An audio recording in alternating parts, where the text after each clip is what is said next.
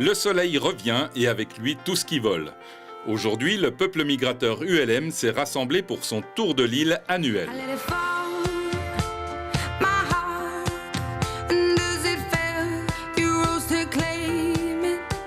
Organisé par l'ULM Club Alizé de Brapanon, le tour a décollé de cette même base de l'Est.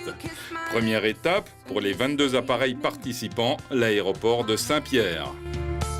Tous ne sont pas là puisque l'île en compte près de 85 pour environ 200 pilotes. On est la moyenne nationale, même un peu plus, surtout au niveau des heures de vol, puisqu'on a un plus grand nombre d'heures de vol par an par appareil, puisqu'on bénéficie d'une météo plus favorable. Donc on vole à peu près le double de ce que font en métropole. On trouvera dans ce rassemblement à peu près toute la gamme de ce qu'il se fait en matière d'ULM, à commencer par le pendulaire, un chariot motorisé sous une aile delta, mais qui nécessite de bien s'habiller.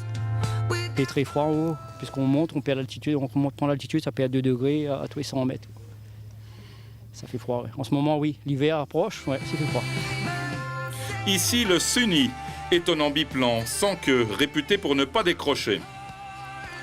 Rapide et sophistiqué, les ULM modernes utilisent pour bonne part le composite. Mais volent très bien également les tubes étoiles, beaucoup plus économiques. C'est un budget d'environ, pour un appareil neuf, compris la motorisation, c'est un appareil qui va être dans les 27 000 € à peu de choses près. C'est un kit qui est montable en une centaine d'heures. L'autogire est revenu au goût du jour grâce à la catégorie ULM et au progrès de la mécanique.